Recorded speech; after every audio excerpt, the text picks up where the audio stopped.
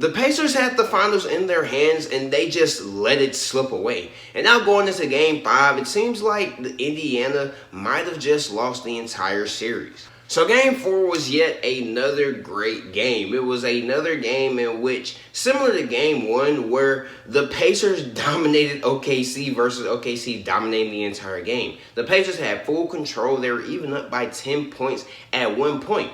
And it looked like OKC was over. I mean, OKC was playing horrible throughout the entire game.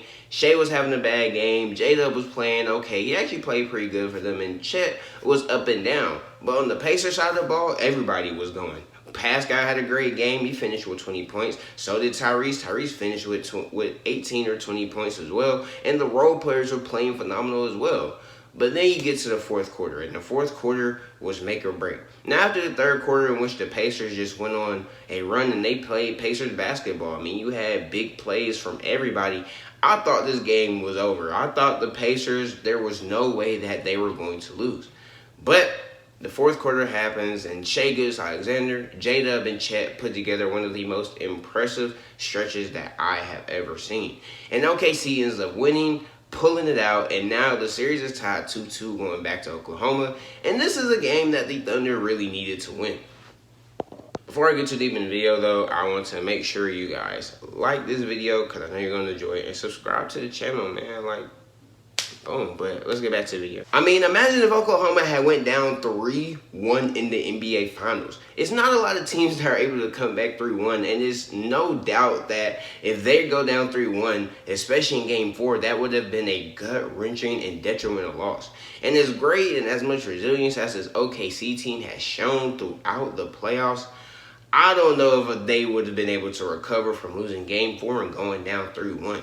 Your whole mental is going to be shook after something like that, and it's really hard to come back from that. But in Game 4, we saw them come back and stay in the game and keep it close, and then once the fourth quarter came, they were able to finally push through and win the game in a game that they honestly had no business winning. Now, if we're reviewing the game from start to finish, well, it went like this. The Pacers started off strong. They were making every shot. They were like 9 for 12 from the field to start the game off. OKC was able to keep up, but it was clear after a certain point that they couldn't do it anymore. And part of the reason why was because when watching them, OKC looked gassed. I mean, it makes sense why they looked gassed down the stretch of last game versus the Pacers, but for them to look gassed at the start of a game in the NBA Finals is very uncharacteristic. The defense was lazy. They were playing uncharacteristic. They were making a lot of mistakes. Just imagine everything that they were doing in Game 3, and the reason why they lost, the same thing happened through the first and second quarter throughout this game. Shea looked bad as well. I mean, I guess we could give him the tired or sick or whatever excuses you want, but he looked horrible. He wasn't giving them anything offensively or defensively. I mean, I remember one time there was a play where I believe it was J-Dub had the ball at the top of the key. He looks at Shea and sees if Shea wants to get the ball, and Shea waves him off. Now, a good reason for this is because the Pacers were draining Shea's energy all game. They were playing him very aggressively, denying the ball, making sure he didn't get the ball in his hands, and Shea was just letting it happen. And of course, OKC's offense was still very stagnant. This was another big reason as to why they struggled and were down for a lot of the game. I've said it before. What makes the Pacers so great is because of how much off-ball movement, how much passing that offense has. OKC could not be more opposite as to where there's not a lot of movement off the ball. There's not a lot of passing. It's just more so whoever gets the ball at the top of the key or on the wing just has to figure out their own shot. And, I mean, hey, salute to them for winning this game, but that's just not going to be sustainable long term. If, let's say, they do win this finals, which, hey, they're just that good to win with it, probably not going to be sustainable for a long period of time. And then you go into the second quarter, Indiana Pacers, they had another run, but the Thunder sustained it. I mean, the Thunder were playing horribly, but it seemed like every run that the Pacers had, the Thunder were able to sustain and keep up somehow, some way. I mean, I'm still trying to figure out how this was able to happen. But then the third quarter finally seemed like Indiana pulled away. A bunch of key threes. Obi Toppin had a putback dunk. He had another dunk. He had a key three. He was on fire. He gave Indiana 15 points off the bench. TJ McConnell had some great games as well. One of them includes him punting Shea on one of those possessions in which he got his nice little mid-range jumper. So going to the third quarter, they were up by 10. And by the time the third quarter was over, they were up by 7. And then the fourth quarter comes. And The Pacers were playing good at first, granted. You had some big moments, but it was clear that the Thunder had some extra fire under them. They weren't looking as tired. They were actually getting to the rim, trying to find some way to win this game. It was really just figuring out a way to win, which is what the great teams do. Shai Gilgeous-Alexander was more aggressive and more assertive with trying to get to the ball. And when he got the ball, he made some very key shots, like a key three that shortened the lead from being 4-1. This was huge for OKC down the stretch. But one of the main things that I commend Shai on is the fact he had 15 points in that fourth quarter. And some of it was buckets. He had the nice little mid-range bucket after Aaron Nimhard and his feet got tangled up and he steps back and shoots it. But Shai Gilgeous-Alexander was into the free throw. Indiana was playing very aggressive. He was hunting Aaron Nesmith because Aaron Nesmith just doesn't have the balance or coordination to be able to keep up with Shai. He took advantage of this. He foul baited him a lot. He forced Aaron Nesmith to foul out. And just taking advantage of this matchup and getting Nimhard off him was huge. And I think that might be a key thing we might see from OKC going down the stretch. But then Jada played phenomenal as well. But he had been great all game. He was consistent throughout the entire game. But one thing that really surprised me was the fact that Chet was so well on the boards. He didn't look as shook. He was able to hold his own in switches because Indiana tried to hunt him a lot in that fourth quarter, whether it was Halley, Nimhard, Nesmith, McConnell, and he held his own against every single one of them. They couldn't drive on him. They couldn't shoot over him. They couldn't do anything. And that was huge for OKC. And he had a 14-point, 15-point double-double, one of those being a very key putback dunk in the last couple of minutes. This is what won OKC the game. And this is why going back to OKC is now tied to 2.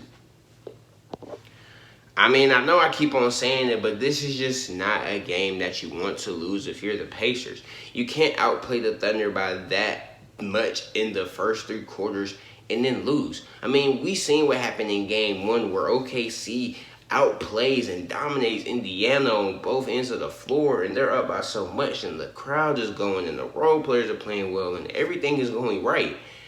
Yet and still, the Pacers win because Tyrese has that crazy shot at the end of the game.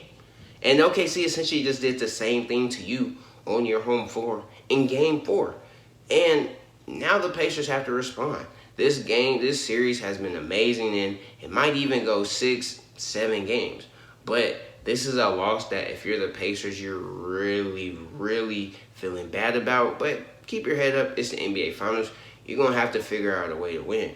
And now I might have some keys to victory for you guys to win and possibly upset the Thunder in this series. Now, it's really only a couple of main things that the Pacers have to do in order for them to be able to win this series. The first thing is to stay true to what got you here. Like I said, the main reason why the OKC Thunder were able to come back is because you guys gave them a break in those last couple of minutes. See, if you watch the Pacers throughout the first 3 quarters and half of the fourth quarter, it was high-level basketball. A lot of movement, a lot of ball movement, a lot of passing, a lot of aggressive, taking shots, quality shots, making shots. That was championship caliber basketball. But then it seems like after a while, you guys just went away from that. Y'all were doing the 2-man offense, and we know how successful that 2-man offense with Halliburton and Siakam can be, but it wasn't successful. Yet and still, they kept on going back to it and running it, and that just stalled out your offense a lot, and it got a lot of your great role players really cold. So just stay true to what got you here. Yes, the first 3 quarters matter, but those last couple of minutes matter if you actually want to win the NBA Finals. And if you bail OKC out, a team as great as OKC, who was able to stay close with you the entire time by doing this on offense, then you're not going to win the NBA Finals, and this series might be over in 6 or 7 games. So just stay true to what got you here in the finals, and you guys should be okay and be able to go up against OKC and match up with them better. The second thing is you guys have to be better on the boards. Now, I get why they haven't been as great on the boards. The Thunder have been shooting the ball, and what the Pacers will do is that they'll try to bail and get back immediately because they don't want that OKC fast break to start. We saw a lot of turnovers this game from OKC. Well, that OKC force, in which it was a instant fast break opportunity, whether it be Caruso, I think Dort had one, I think Shai had one. It was a lot of big time moments where OKC, they would get the turnover and they would just go. And what you don't want to happen if you're Indiana is you don't want OKC to have the ability to get a free bucket because they have one of the best defenses in the league for a reason. Miles Turner, it starts with you. You cannot be in the finals game only getting 4 rebounds. That's just not acceptable. You're too big. You're too much of a critical piece of this team to only be having 4 rebounds in an NBA Finals game against the Thunder. The third and final thing that I really have for the Pacers is they need to stay disciplined down the stretch and just play Pacers basketball. Now, yes, I will acknowledge that the officiating in this game was not good at all. It was a Scott Foster officiated game, and it was a lot of questionable calls in this game on both sides. But what you have to do as a team is not focus on what the refs are going to call and what the refs are calling. You have to play the game of basketball and recognize, okay, the refereeing in this game is not good and it's not ideal and it's obviously going against us, and it's probably going to be a very rough game for us when it comes to drawing fouls. There's going to be some calls we disagree with. There's going to be some calls we don't like. It is what it is. All you have to do is play your basketball and just adjust to whatever the ref is calling. So why down the stretch are you allowing yourself to do a lot of the things that you know will be called fouls? Touching Shea on his shoulder so you know he's going to go up and draw a foul and you know they're going to call it. Where you're bumping into players going downhill, you know that these things are going to be called, yet and still, you were still doing them. You have to stay disciplined and have to do better down the line defensively because, honestly and truthfully, a big reason why OKC won wasn't because of their half-court offense. It was because they were able to slow the game down and get to the free throw line. Now, from an OKC perspective, I mean, I really don't even know what to say. Out of all the things I said last night, the OKC did play a cleaner game.